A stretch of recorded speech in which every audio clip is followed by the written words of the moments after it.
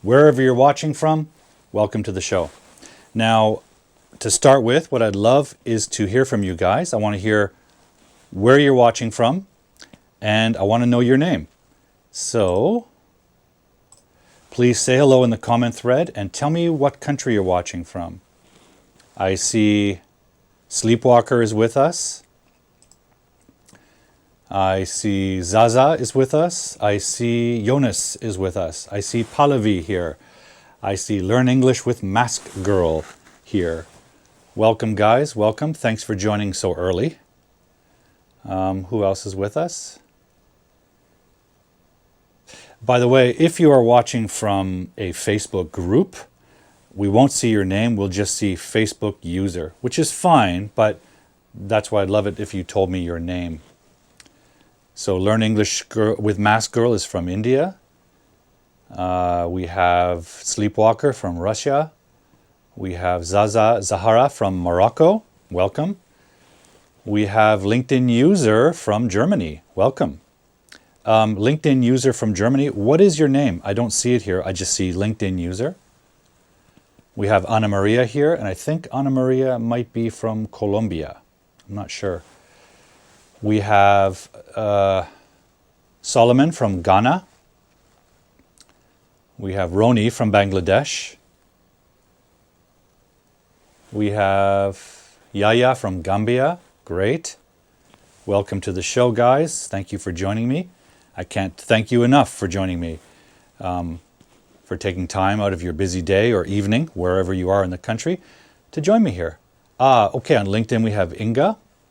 Welcome, Inga. Thanks for joining us here. We have Rupkaya. Welcome. Ana Maria. Yes, Colombia. Great. We have Wako. Wako's from Japan. Hello, Wako. Welcome. Thank you for joining me. Good turnout today, guys. Lots of return viewers, and some of you might be new to the show. If you are new to the show, let me just explain a little bit about what we do here and who I am. So I am an English instructor and private language coach. By the way, if you guys need private lessons, you can contact me. My connections are down below on social media, and we can perhaps work together. Now, this show is based really around my YouTube channel. On my YouTube channel, you can find all the recorded episodes of the live show. You can also find my web series, which is called English Weirdness. English Weirdness is a show, it's a web series that I made with my students. And on the series, we discuss and investigate specific grammar problems that really cause problems for students in communication.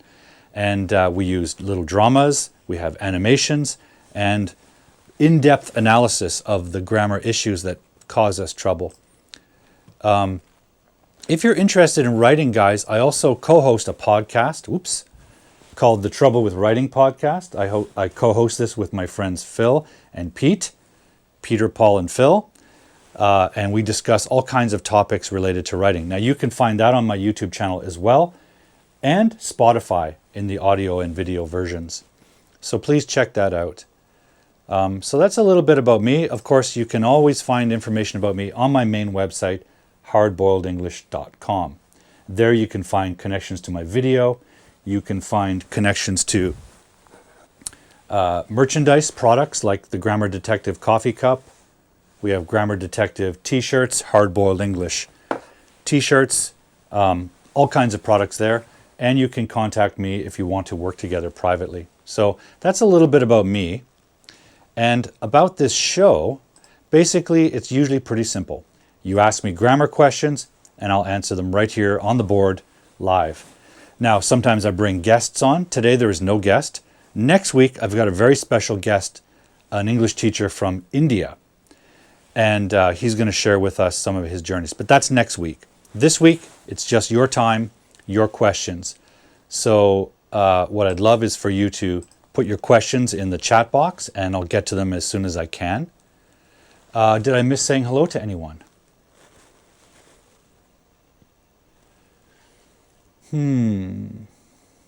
If I have missed you, I'm sorry. Oh, yeah, I did. I missed my friend from Sri Lanka. Now I'm going to mispronounce this name, but allow me to try. Wijashinge? Wijashinge? Vijashinge? Hopefully I got that correct. We also have Nelson with us. Nelson is in Colombia, if I'm not mistaken. Beautiful country. I've been to Colombia and very much enjoyed it. Okay, so Wijashinge, Sanat, Wijashinge, is that your name? I'm not sure. How's my pronunciation?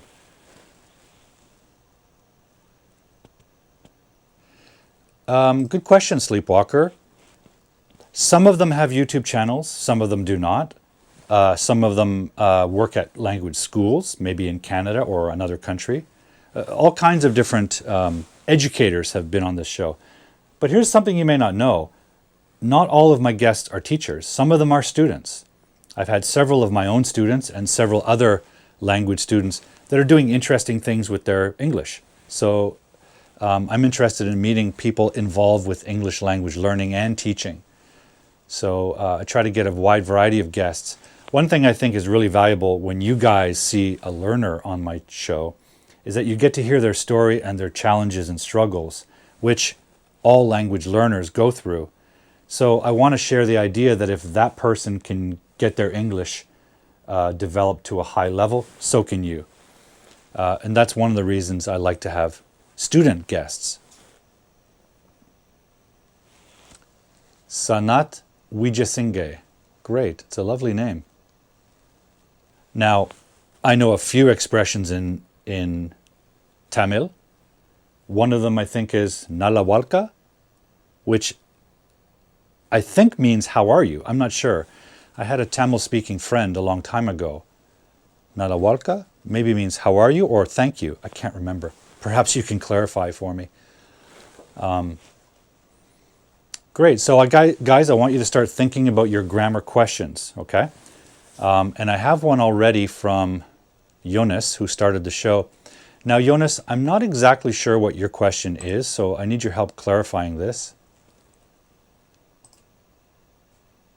So Jonas says, I can understand sufficiently a person who speaks English, but when I try to speak, I get stuck. First of all, Jonas, that's normal. That's natural. It's part of the learning process. Speaking and writing are the productive parts of language. It's when you have to produce the language, not listen to it or read it and interpret it. So this is sort of the biggest challenge, is using the language. It's a normal part of the process to struggle to speak or to write. So be patient. It takes time, okay? But it's totally normal to experience that. It's completely understandable. Jonas also says, I'll give an example so you can understand the issue. For example, when you say these words, uncomfortable and discomfort, I know exactly what you mean. Possibly because we say those in a sentence, right? Let's come back to that. Jonas also says, that's listening. It's okay. But when it comes to speaking, I could say, for example, discomfortable or uncomfort by mistake, as both prefixes mean dis and un mean the opposite of the word. So I think what you're suggesting here is that dis, and un take the word and make it opposite, meaning it makes it negative, right? We have prefixes like dis and un that indicate that the stem word now is the negative version. So comfortable or comfort becomes the negative, not comfortable, not comfort. But in this example, Jonas, I want you to pay attention also to the part of speech or the word form. Uncomfortable is an adjective, right? I feel uncomfortable. I am uncomfortable. That's an uncomfortable chair. Comfort is a noun. Discomfort is a noun. So they appear in different parts of the sentences because they're different forms of the meaning. That's something to pay attention to. That aspect of grammar, parts of speech, affects how you use it. It affects the prefix dis or un, and it affects the meaning that you're expressing. So when you're learning these words, pay attention not just to the definition, right? Use your dictionary and understand the definition, understand the part of speech that the word is. Sometimes it's either an adjective, say, or a verb. Sometimes it could be both. You need to adopt that into your learning as well, and that may help you choose the right word when it comes time to speak. I think that's what you're talking about here, Jonas, is that when it comes time to speak, you're selecting the wrong word or a combination of it. And as I said, part of that is normal. Part of it is normal to experience that kind of confusion as you pull the words up from your memory and express them. It takes time. It takes time for native speakers to do this. When we're children, we're going to do the same thing, discomfortable or uncomfort, right? It takes time, it takes practice, it takes feedback. So you have to be patient with yourself, right? And yes, there are numerous examples. Okay, so are there hidden rules? Yes, there are, and they're hidden in the dictionary, as I said. The rules are related to the part of speech that a word occupies, right? If it's an adjective, it's going to behave a certain way. It's going to be in a certain position in your sentence. If it's a noun, it's going to occupy, for example, the subject position or the object position. You have to pay attention to that. You have to know the word, what part of speech the word you are using is occupying. Okay, so these are all components to learning, right? Let me see here. I think I missed another question.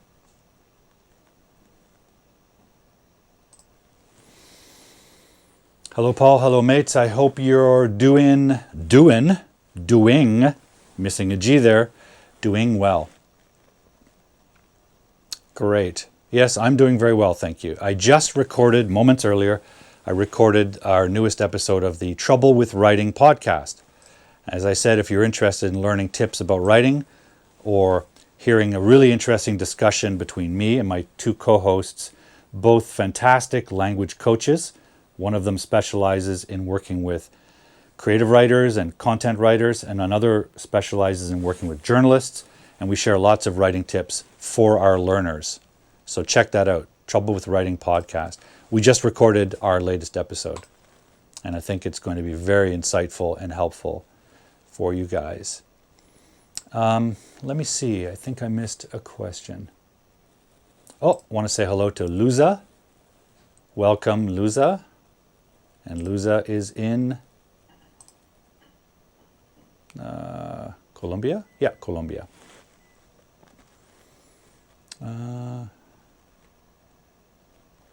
Okay, I think I answered this question. Sleepwalker, did I? Yeah. They have YouTube channels. Not all of them. Some of them do. Some of them don't even work on social media or online. I try to have a wide variety of guests. Okay, I want to say hello to Phil Charter. Phil Charter is my co-host on the Trouble with Writing podcast. He does have a YouTube channel and an excellent presence online, including especially LinkedIn. So if you're interested in his courses, he sells books, all kinds of materials. He provides daily posts with really helpful tips and insights. So check out Phil Charter on Facebook, LinkedIn, YouTube, Instagram. I think he's on TikTok, but look for Phil Charter, the writing coach.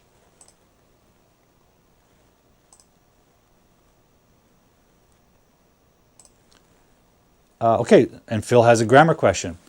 Should we use a comma before and? If so, when? Great question. The answer is yes and no. It depends what you're connecting. So as some of you may know, and is a conjunction. It's a coordinating conjunction. So its job is to join two independent clauses.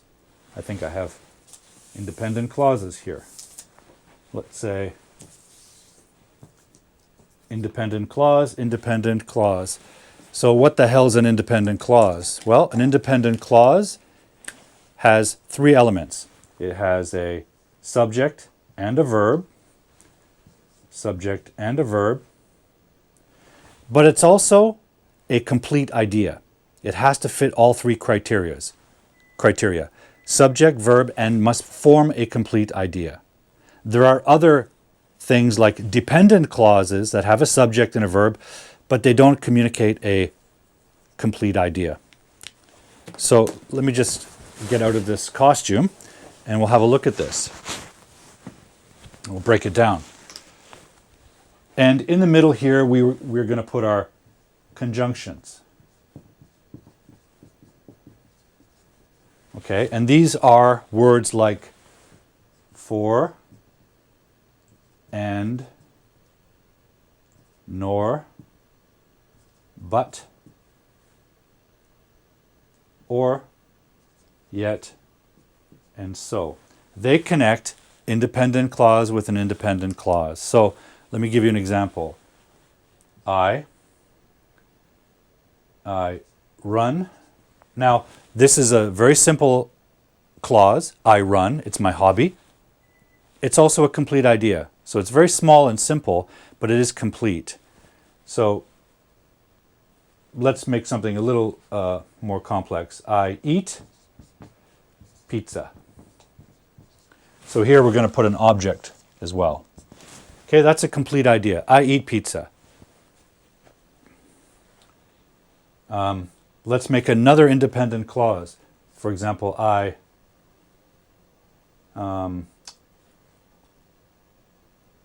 let's go back to our I run.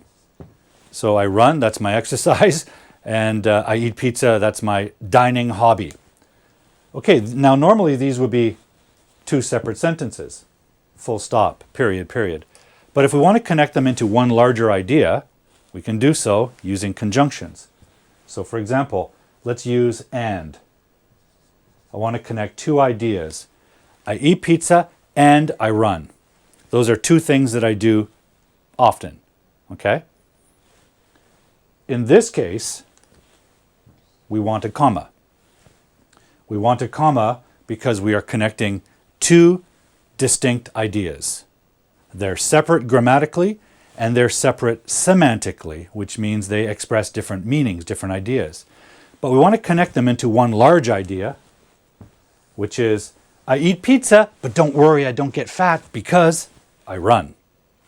Okay, so the ideas are now related into a larger idea using the coordinating conjunction that coordinates this idea with this idea. Need a comma. By the way, if you want to remember the coordinating conjunctions, we have a little tip we call fanboys. Using the first letter, for, and, nor, but, or, yet, so. Fanboys. They require a comma. But that's not the only place we use a word like and. Sometimes we can join two subjects. For example, my wife and my wife and I eat pizza and we run. So now we have two subjects forming a double subject, my wife and I. In this case, no comma.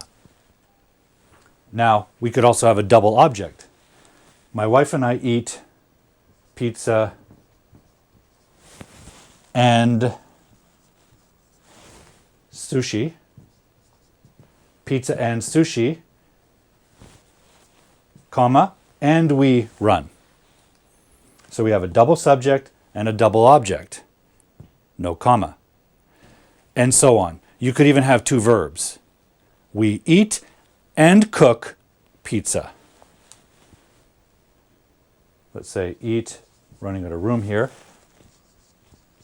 And we eat, my wife and I eat and cook pizza and sushi. None of these gets a comma.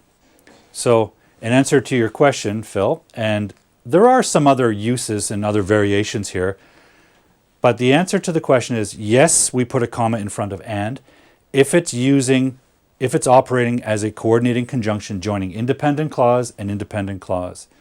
If it's connecting two subjects, two verbs, or two objects, you don't need to.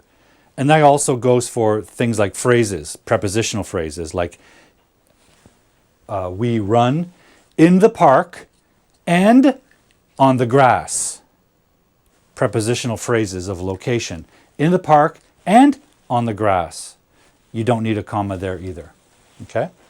So, by the way, guys, this also points to the fact of how important punctuation is. Punctuation is crucial in writing because it needs to communicate grammatical differences and separations or connections. It also needs to communicate separation between ideas. So, got to learn punctuation. Hopefully that answers your question, Phil. Thank you for asking it.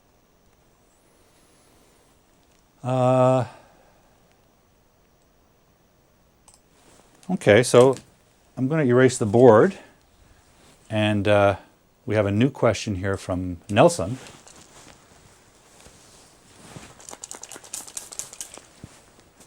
Let's just make some room to answer this next question. So Nelson wants to know the difference between leap, hop, jump, and skit. Nelson, I think you mean skip, S-K-I-P. Well, there are some similarities here. Let's get that out of the way first. All of them involve a movement of up and across, or up and down. They all involve, let's say with humans, using your thigh muscles predominantly, the upper leg, and other muscles, but predominantly your thigh, to push yourself into the air. Okay. Leap. Let's say we have Nelson standing here. And Nelson is going to use his thigh muscles and his calf muscles to go into the air. Sorry, the marker is a little dim. Okay, he's going to elevate into the air, off the ground. There's several ways he can do that. Jump. Let's start with the basic. This action is jump. Right? Use your legs to push yourself into the air, jump. Now, depending how strong your legs are and your other muscles and how well and fluidly you can lift yourself, you might jump a few centimeters or you might jump really high, right? Think about basketball players. Michael Jordan could jump really high off the ground. I'm getting old, even though I used to play basketball, maybe I can jump a few centimeters off the ground. Plus I just had knee surgery, so we're talking maybe a centimeter, I don't know. So this basic action is jump, and you can apply it to vertical, but also horizontal jump. For example, in the Olympics, you see the long jumpers. So they don't just stand and go up, they add some running, so that when they go up, they also go far. Right? So they're going to run and then leap into the air and go far. So I've just used the word leap.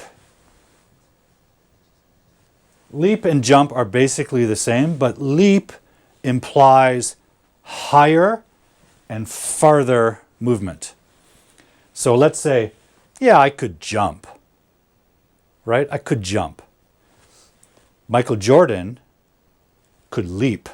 He could leap very high. In fact, in the basketball world, they call that leaping ability or vertical leap, and it's measurable. In the Olympics, this is called the long jump.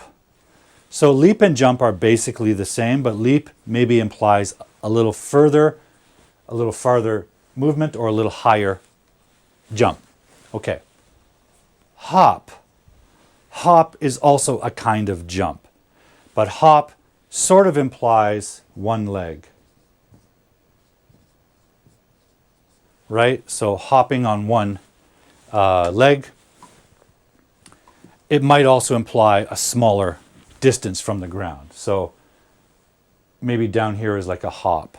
Think of rabbits, bunnies, they hop, right?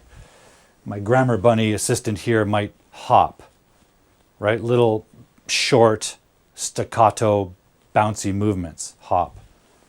Think about hip hop music. The origins of hip-hop are connected with break dancing. In the 1980s, when I was growing up, hip-hop music and break dancing and DJing were all connected, and the break dancers often hopped, jumped in little movements, or spun and jumped onto the ground. Skip really implies skipping over something else. Right? If you're jumping over something else, we might call that skipping. And usually not very far and not very high. So if you think about a boxer or children in a playground skipping rope, their feet are not coming off the ground very far. Just enough to get the rope under it for another loop, another circle, right? So your feet are going off the ground quickly and a short distance. That's skipping. Or also there's a kind of a skipping you can do, one leg, the other leg, and you're just jumping off the ground a little bit. That's skipping, okay? And we also use the word skip metaphorically when we talk about postponing or canceling something, but doing it at a later time. For example, I work with private students. We have a scheduled meeting, but sometimes because they have a business meeting or a family event, we will skip the meeting on the calendar. It means we will not have a class today. We will skip over that and go to the next meeting on the calendar. So skipping implies going over something, short movements, or in the use of time and calendar and schedule, missing something. So we're going to pass this date, skip over it, and not have a class on that day. We'll see you next week. Okay? Hopefully that answers your question, Nelson. That's really interesting. But don't forget, when you hear words that are sort of similar to you, and you're not sure the difference could be grammatical, could be a different part of speech, could be semantic, it could be a different meaning. Go to the dictionary. Check it out. Each synonym will be explained in a slightly different way because they mean slightly different things. Okay? Let's see what else we have here.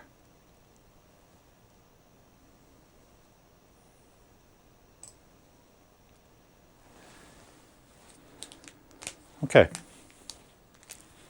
This is a great question. So I'm going to clear the board and make room because we will need a little time for this. So the question here is the word vacation. Is it countable or uncountable? Well, again, if you're not sure which a word is, you can always go to the dictionary. Let's check this out.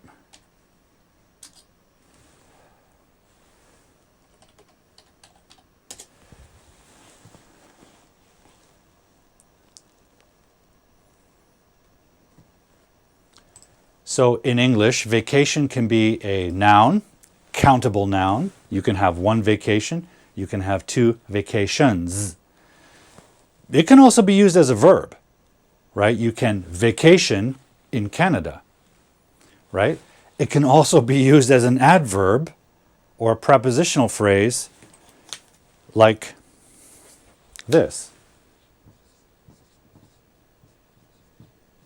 She is on vacation.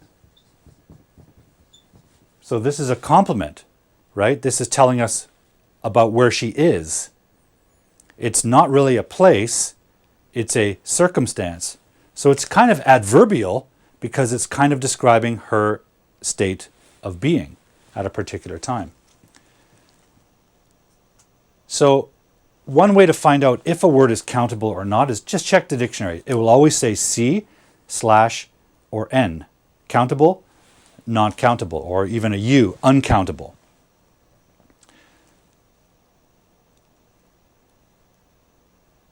But I'm going to tell you a little tip. If I have my...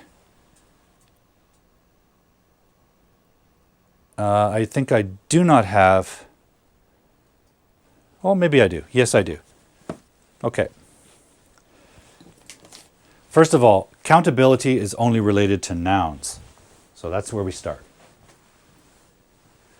So how do you know if a noun is countable or uncountable? If it's countable, usually you can use the logic of reality. If you can see two separate objects, it's probably countable. Like pen, I see a pen. In reality, I actually see two of them. So therefore, the noun that represents these objects is probably countable, right? I can see more than one. I can take more than one vacation. I can take one vacation in January and one vacation in August in reality. So those vacations, probably countable. Things like air. If I look around me and see air, can't really see it, but I know it exists, I don't see more than one air. It's just sort of everywhere. Same with water. Water is in the ocean, which is close to my home. It's in my cup. It's also in my body. It's also in the air. I mean, at the molecular scientific level, water is everywhere. So I don't see one water and then another water. So in that case, a substance like that, that's kind of everywhere, it's uncountable. Information. Information is everywhere. Now I can see two items or two pieces of information, one on the computer, one in a book, so they're separated. That's countable. But I'm going to use a countable noun to represent that. Two pieces countable, of information. Now there's another little trick to determine whether a noun is countable or uncountable. Let me show you a neat little trick. This is sort of a thought experiment. Let's start with the word, the noun. If you can divide that noun into two parts,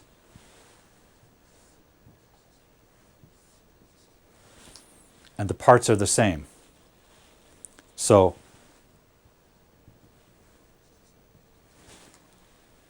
it's uncountable. Let me give you an example.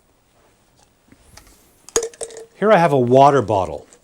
Okay, one bottle, it's countable, but the water, as I said, is uncountable. Here I have a Grammar Detective cup available on the website. Here I have an English Weirdness cup.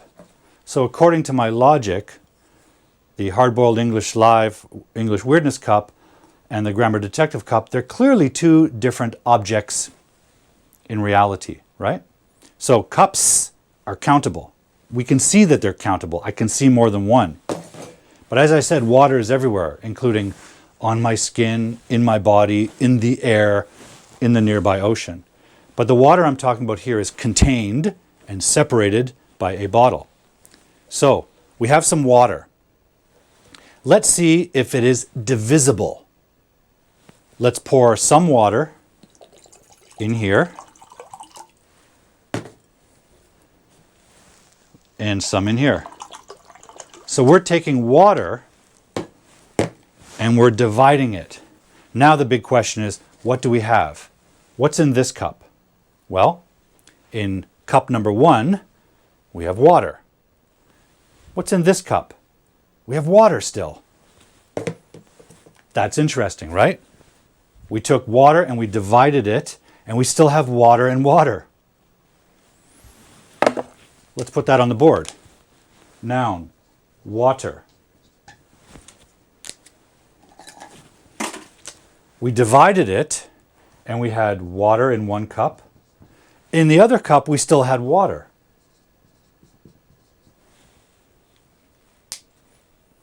What do you think of that? That is an uncountable noun. Now, think of another uncountable noun like rice. Now, rice is made of many grains of rice, but the overall substance is called rice. If we poured rice into one container and rice into the other container, guess what we'd have? Rice and rice. That's uncountable nouns. Uncountable nouns can be divided and you have the same substance in the two pieces. Let's look at another example. What do we have here? Okay. We have a couple of Japanese monsters. I find Japanese monsters very useful when talking about grammar. What the hell are you talking about, Paul? we're talking about countable nouns. Yeah, I have two countable nouns with me. Two Japanese monsters, sorry. I have Ghidorah and I have Godzilla or Gojira in Japanese. Okay? One monster, another monster, two objects in my hand. So I have two monsters, right? They have names. Ghidorah, Godzilla. Clearly, monsters are countable, right? And you can see that they're different. They also look different. They're distinct. Let's imagine they have a fight, like they always do in the movies. Big fight. And, you know, Ghidorah's pretty big and he's got 3 heads, so he gets the better of Godzilla. And he divides Godzilla. Now, Godzilla has been divided in the battle, right? Now, the other monster has smashed up Godzilla, taken his head off, his body and his tail separated. So sad, because I like Godzilla. But now look what's happened. We divided water and we had water and water. Here's Godzilla, a monster, and we divided the monster into 3 parts. Let's just use 2 for now. Let's put his head back on. A little dignity. Now the monster is in 2 parts. It's been divided. Now what do we have? Do we have Godzilla and Godzilla? Is that Godzilla? No, that's a tail. Is that Godzilla? Sort of. Let's say his head's gone. Now we just have a body. This is not Godzilla. We don't divide Godzilla or a monster into monster and monster. We divided it into parts. That's different than water. So, for example, so we said this is uncountable. Uncountable nouns are divisible. Let's say countable noun.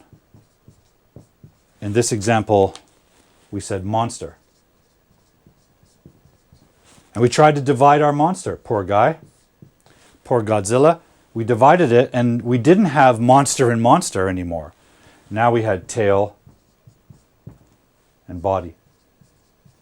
This is a countable noun. Here's another example. I have a pen. I told you before, pen is countable. If I try to divide it, do I have pen and pen? No, I have pen and lid or cap. Countable nouns are not divisible. Okay? That's a little logic test you can use to determine is a noun countable or uncountable. The dictionary will tell you also, but you can do this on your own, right? Uncountable nouns are divisible into the same noun. Countable nouns are not divisible.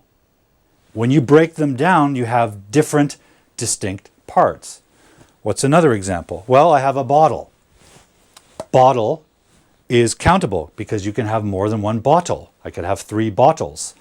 And if I try to divide it or break it down, I don't have bottle and bottle. I have lid and maybe, I don't know, bottle. If you take your, well, let's take Mr. Potato Head. If I take Mr. Potato Head, a toy, and I break it down and try to divide it, what do I have? Well, I have arms, head, hat.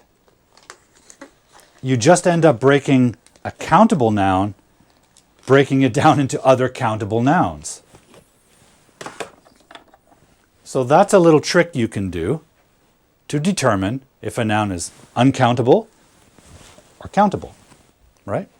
Hopefully that helps.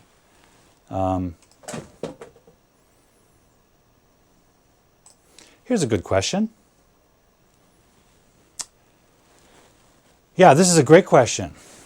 In English, English is not a pure language. It's been influenced by the different peoples that conquered England through the centuries, including the Germans or Teutons, the French, the Romans with their Latin language, and all of this is now mixed into what we use as English. So is it important for me? It's important for me to understand. It's important for my learners to understand because it explains a lot of inconsistencies or irregularities. We have different rules from different languages working together in English. We saw an earlier example, right? We saw uncomfortable and discomfort. And I mentioned that they both mean negative, right? They mean not comfortable, and this is not a comfort. These come from different languages. If I'm not mistaken, this is Germanic. It's a Germanic prefix that means not, and this is French. It's a French prefix that means not. So if a learner is learning a language, they're going to say, why do we have un that means not, and we have dis that means not? Well, this is the answer why. Because of the history of language, English language development and evolution. It evolved with influence from other languages. So that's one reason why it's important. Do I play with this? Sort of, yeah, absolutely. Because it's fun and interesting and helps us understand why grammar in English and vocabulary doesn't seem very consistent. Right? You learn one rule. For negative, use un. Well, teacher, what about dis? Oh, yeah. So there's a lot of irregularity in English because of this. One of the reasons English is hard to learn is because of this irregularity. So it is important to understand that, for sure. This is a great question I can answer pretty quickly. Again, I got to clear the board. And watch my step because there are dead monsters on the floor. Got to be careful with dead monsters on your floor, guys. It's always a hazard. Okay. So time information in a sentence are adverbs, right? So for example, if I said this, I ate, sorry guys, my pens are fading quickly. I ate pizza. That's the action I did, right? I ate pizza. What's your question? What's the first thing that comes to your mind? When? Oh, you use simple past. You need to have a time reference. When did you eat pizza? Well, I could say, I could give you a time information. And by the way, questions that come to your mind based on the action, like when the action happened, how it happened, where it happened, those questions are answered with adverbs because they're related to the verb. So I could start with yesterday. I ate pizza. And the yesterday tells me when the action happened. So it's an adverb. Okay? Adverbs can move around. Time adverbs, in this case yesterday, is going to refer to the entire sentence. Not only did I eat pizza yesterday, pizza also happened yesterday. The whole sentence is part of yesterday. So putting it in the front kind of covers the whole sentence until, let's say, the full stop. For the same reason, I could put it here. Full stop. Okay, it wouldn't be a capital. And I wouldn't have a full stop here. And you put the comma when the adverb comes at the beginning of a sentence because it signals that the subject is next. If you put it at the end of the sentence, it doesn't need a comma. But it still applies to the whole sentence, everything that came before it. I ate pizza yesterday. Or you could say, I ate pizza and cooked sushi yesterday. Yesterday applies to all the actions. So time adverbs generally, 99% of the time, go in the front or the back of the sentence, beginning or the end. Which one is better? They both work. Personally, if you're wondering, I like them at the beginning for two reasons. One, they answer the question right away. When did the sentence happen? Yesterday, I ate pizza. Well, in a short sentence, if it comes at the end, it doesn't matter. But if you have a long sentence, it's useful to know the time referent early. So I prefer having it at the beginning. The second reason is sentences are not alone. They're often in paragraphs. So if you're talking about another time, like last year, and you finish your sentence like, last year I was studying blah, blah, blah, blah, blah. Yesterday I ate pizza. This word acts as a transition from the other time we were talking about. Now we're talking about yesterday. So if you're changing from a different time reference, last year, for example, having it at the beginning of the sentence makes it a natural transition word. Now the reader knows, or the listener knows, okay, now we're not talking about last year anymore. We're now talking about yesterday. What happened yesterday? So I think it's useful to put it in the beginning. You don't have to. Grammatically, it works in both positions, right? But in terms of the distribution of information to your reader or your listener, it's useful to have it at the beginning.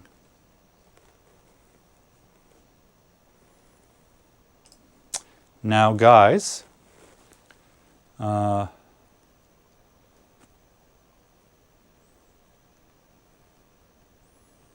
okay, Phil, great, thanks. I'm glad that that helped. Commas are very difficult. We talked about commas in front of and, joining independent clauses, or double subject, double verb, or double object. But that's not the only place we use commas. They're useful for lists, for example, and other things. So it's a bigger topic. Isn't it hot in Canada? Here is about 45 degrees. It's too hot today in here. I wonder how you can wear a suit if it's hot. Yeah, it's probably around 40 degrees in my studio room, because outside it's probably 30 plus degrees, sunny and hot. And where I live, Vancouver, it's a very clean city. It's a very nature-friendly city, so we don't have any smog in the sky. Our sky is beautiful and pure blue. No clouds, no pollution. Pollution is very strictly controlled here. So when that sun comes out, it gets you directly. And I have sun coming in right in my windows there. That's why I moved this live stream from 5 p.m. to 10 a.m. The other thing is, I'm in a studio room, and in order to make sure my whiteboard is nice and clear for you guys on the screen without a lot of shadows, I have studio lights in here. I have 6 studio lights in here burning down on me. So it's probably around 45 in here. Now, if I continue doing my live stream in the early evening, late afternoon here, I probably couldn't breathe. It gets brutally hot in here. So thank you for asking, Jonas. Yes, it's pretty hot. And that's why I'm going to be strict with my time and only do this for an hour, because it's pretty unbearable. Let's see, what else have I missed?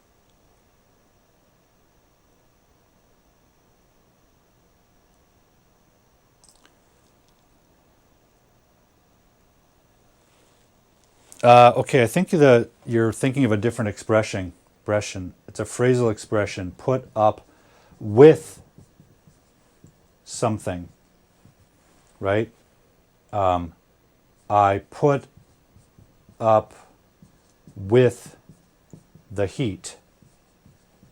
You know, it's very hot in here, but I put up with it because it's important for me to do this live stream every week. I enjoy it, and I hope you guys find it helpful. So I don't want to disappoint you. I put up with it. What does it mean? It means tolerate. It means to tolerate something, to accept it, even though it's negative, right? Put up with. The expression you're using here, he is putting it up his whole life. That doesn't make sense. So I think you're mistaken. I think you should be saying, he's been putting up with something his whole life. He's been putting up with the weather his whole life.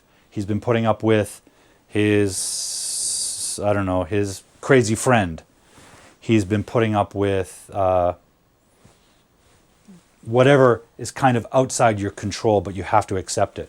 Putting up with.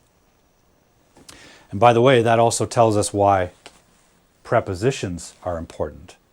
And I have a preposition show planned for the near future with my friend and colleague Pedro, teacher Pedro from Brazil. He's going to join me and we're going to talk about prepositions because it's a very big problem for language learners, but in particular Spanish and Portuguese speakers when they're learning English. They really have a hard time, it seems like, with prepositions. So we're going to talk about that in a couple weeks. I just want to say hello to Karim. Karim is joining us from Egypt. Thank you for joining us. Guy is with us. Guy is in Costa Rica. Thank you, Guy.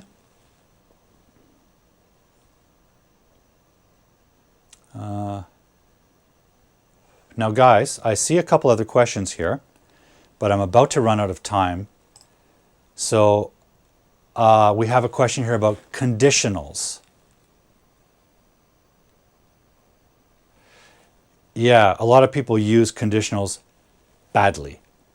Let's talk about this next week, Naeem, because I need a bit more time and I'm running out of time. It's a fantastic question. And I have a nice graphic we can go through next week about conditionals. Right? And by the way, I can send you a copy of that if you want, if you email me.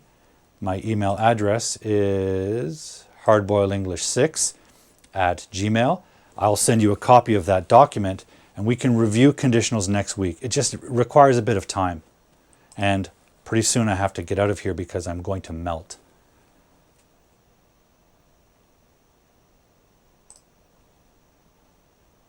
Okay, Pallavi, good, yeah. That's what I want most for this show, is for you guys to bring me sentence examples. Because you may not know if it's good English or bad English, so to speak. You may not know if it's a common expression or a not common expression. When you're learning English, you may not know if an expression is rude or polite. So please bring me the English you see. I call this, when